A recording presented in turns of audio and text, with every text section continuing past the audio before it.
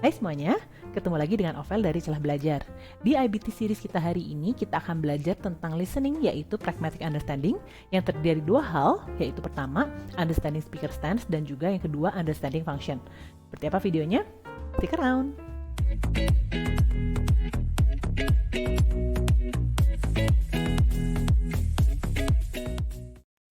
Oke, ini adalah TOEFL IBT silabusnya. Kita sudah lewat 2 pertemuan tentang reading, dan hari ini kita akan masuki yang ketiga, yaitu listening pertama, pragmatic understanding, understand function, and the speaker stance. Apa bedanya? Pertama kita akan belajar apa bedanya antara TOEFL IBT dengan TOEFL PBT listening. Yang pertama adalah di TOEFL IBT itu nggak ada short conversation. Jadi kalau kalian masih ingat TOEFL PBT listening, kita belajar tentang yang pertama adalah part 1 adalah short conversation. Jadi ada 2 speaker, speaker A and speaker B. Speaker A say something, speaker B reacts to that something, and then there is a question about speaker B usually, if you still remember ya. No short conversation, dan hanya ada long conversation. Jadi kalau di TOEFL IBT itu cuma ada part B, yaitu long conversation, dan part C yaitu academic lectures. Long conversation ini terdiri dari 2 passages, dan academic lectures-nya itu 4 passages. Semuanya ini ada sekitar 60 menit, jadi agak sedikit lebih panjang dibanding TOEFL PBT. Yang kedua adalah the types of questions, itu masih ada beberapa yang sama, ada beberapa yang beda. Kita akan bahas yang beda aja, karena yang samanya boleh lihat di TOEFL PBT videos ya. Types of questions-nya ada main ideas, details, functions, dan seterusnya. Dan ada 34 pertanyaan dalam 60 menit, dan can take notes. Nah, ini bedanya antara TOEFL IBT dan PBT adalah kalau TOEFL IBT itu boleh take notes. Tapi seperti biasa, kita listen first and then answer later. Jadi kalau misalnya kalian pengennya listen sambil jawab, lebih ke IELTS, bukan ke IBT gitu ya. Tapi kalau di IBT, take notes while you're listening, but you have to listen first and then answer later. Dan yang terakhir adalah cannot go back to previous questions. Bedanya antara TOEFL IBT dan TOEFL PBT adalah kalau TOEFL IBT di listening itu nggak bisa go back to previous questions. Dalam arti nggak bisa jawab pertanyaan yang sebelumnya. Kalau di TOEFL PBT kan dikasih kertas ya. Kertasnya ada bulet-bulet, mesti kita itemin gitu ya. Kalau misalnya mau ke yang berikutnya, ke yang sebelumnya boleh, walaupun nggak ada recordingnya gitu ya. Tapi kalau di TOEFL IBT itu nggak bisa cannot go back to previous questions. Beda sama TOEFL IBT reading. Kalau TOEFL IBT reading boleh maju mundur. Seperti itu. Seperti apa bentuknya? Seperti ini. Jadi nanti kalian akan lihat ada gambar selama kalian listening. Itu ada gambar, ada volume, ada help, okay, and next. Nah nanti kalau sudah selesai, klik next. Nanti ada pertanyaannya. Nah, kalau seperti ini ya, ini bedanya sama TOEFL PBT. Klik 3 answers, for example, he is getting married. Jadi boleh klik 3. Nanti kalian klik next. Oke, jadi ada 2 steps untuk untuk maju ke soal yang berikutnya. Karena nggak bisa mundur ya. Jadi next, terus nanti ada oke. Seperti itu. Itu contohnya untuk TOEFL IBT listening. Kita akan mulai ke yang berikutnya, itu pragmatic understanding. Oke, untuk pragmatic understanding itu sebenarnya ada 2, dibagi 2 bagian ya. Yang pertama adalah function. Dan dua-duanya ini tentang pragmatic understanding, ini sebenarnya more subtle understanding of spoken English. Jadi detailnya kita nggak bisa dapat langsung dari speakernya pas ngomong, tapi ini lebih ke kenapa speakernya ngomong sesuatu atau bagaimana the speaker feel about something gitu ya. Pertama adalah function. Function ini adalah the purpose in saying something. Jadi why the speaker say something, misalnya apologizing, misalnya atau explaining things, atau clearing up something gitu ya. Itu the purpose in saying something. Sementara untuk speaker stance itu adalah attitude towards a particular subject. Jadi speaker's feeling about something. Gitu ya. Nanti kita akan bahas satu-satu. Yang pertama untuk function, yaitu ini adalah mengapa speakernya say something gitu ya. Possible reasons-nya adalah apologize, explain, clarify point, dan ini ya contoh-contoh dari possible reasons why the speaker say something. Dan selalu untuk tipe-tipe seperti ini pasti ada listen again to part of the conversation. Jadi nanti udah dikasih banyak gitu ya pertanyaannya. Nanti ada listen again to part of the conversation, highlighting the part that they are going to ask. Dan pertanyaan adalah why does the speaker say this, atau what does the speaker mean when he says this gitu ya. Dan strateginya adalah listen carefully and think of why the speaker said something. Ini adalah yang paling penting. Why the speaker said something. Gak bakal disebutin kenapa dia ngomong itu, tapi kita harus draw a conclusion gitu ya, why the speaker said something. Kita akan bahas ke TOEFL example-nya ya. Oke, silahkan didengarkan dan take notes. Nanti kita akan bahas tentang si soalnya. Good luck! Listening exercise 3. Passage 1. Questions 1 through 4. Listen as a student consults with a librarian. Excuse me, can you help me please? That's why I'm here. What do you need? I need to find a specific magazine, and I'm not sure where to look. How old is the magazine you need to find? Is it a recent magazine? Less than a year old? Or is it an older magazine? You need to know how old the magazine is to find it? That's why I asked. The more recent magazines, those that are less than a year old, are in the magazine reading room on the second floor. But after a year, magazines are bound together and put in hard covers, and the bound magazines are on the third floor. Well, the magazine I want to find is more than a year old, so that means that I need to go to the second floor. Oh, excuse me. What am I saying? The third floor. That's right, the third floor. Thanks for your help. I really appreciate it. You're quite welcome. Feel free to come by anytime. Oke, itu adalah speakingnya. Sekarang kita akan ke ini ya, pertanyaannya ya. Nanti akan ada pertanyaan listen again to part of the conversation, then answer the questions. Kita coba ya. Pertama, listen again to part of the conversation. Number 1. Listen again to part of the conversation. Then answer the question. Excuse me, can you help me please? That's why I'm here.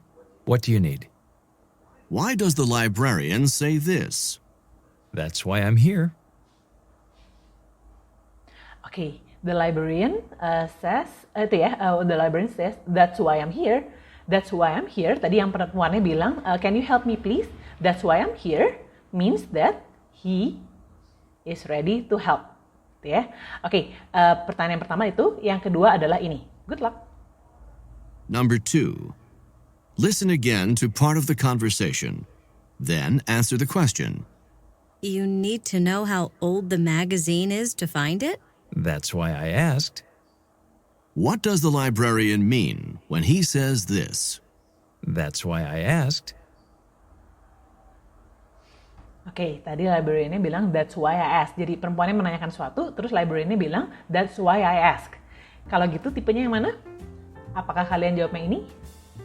Betul ya, karena he does need to know the age of the magazine. That's why he ask. Seperti itu. Itu untuk understand function di TOEFL IBT.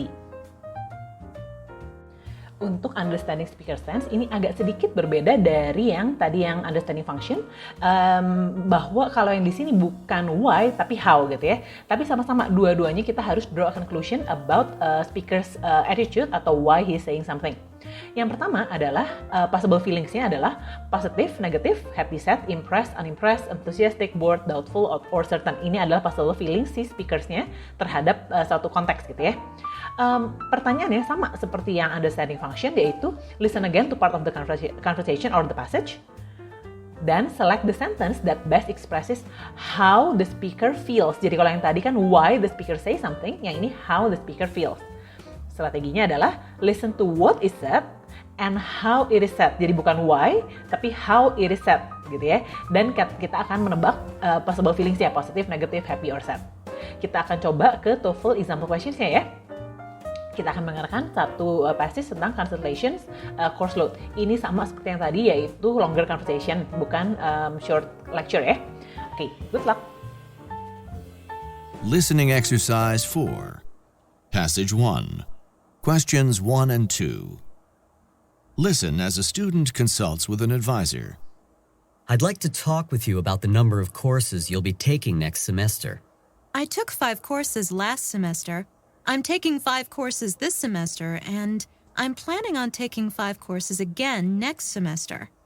I always like to take the maximum number of courses because I don't mind working hard, and because I want to finish my undergraduate degree as quickly as possible and get into graduate school. I understand that you're trying to finish your undergraduate program quickly in order to go to graduate school.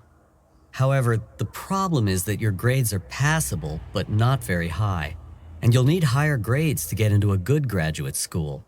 I definitely want to go to a good graduate school.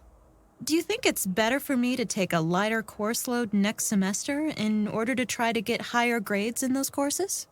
Well, because you're taking the maximum number of courses, I don't think you have enough time to put sufficient time and effort into each of your courses.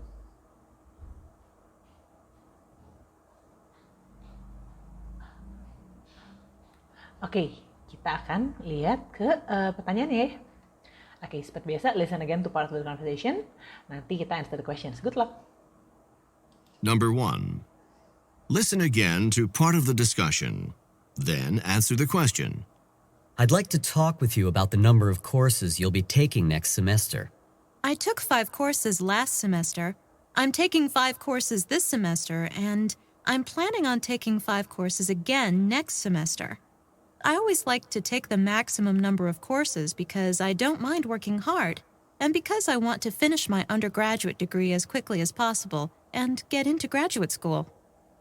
How does the student seem to feel about taking the maximum number of courses? Oke, tadi studentnya bilang, I like taking the maximum number and I like to do it for graduate school ya. Jadi apakah dia terpaksa atau dia sebenarnya senang-senang aja ngambil maximum number of courses? Kalau kalian jawabannya ini, itu yang benar ya, karena she doesn't mind doing hard work dan she thought that she needed it for graduating to for continuing to graduate school. Yang kedua, listen again to part of the discussion dan answer the questions. Good luck. Number 2.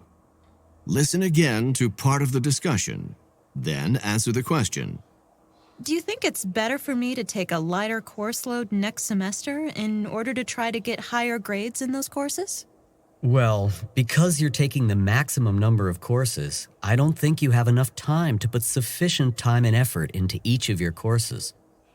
Which sentence best expresses what the advisor might say to the student?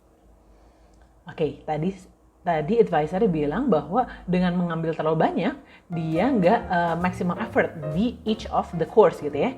Jadi sama aja sebenarnya dia ngomongnya seperti ini. You should do better, work in fewer classes. Karena kalau terlalu banyak, nggak maximum, mungkin sama aja dengan ngomongnya you should do better, work in fewer classes. Jadi seperti ini contoh untuk pertanyaan speaker stance in TOEFL IBT. Sama aja strategi dan pertanyaannya kalau di bagian yang academic lectures gitu ya. Jadi sama listen again to part of the discussion dan answer the questions. Seperti itu untuk speaker stance in TOEFL IBT.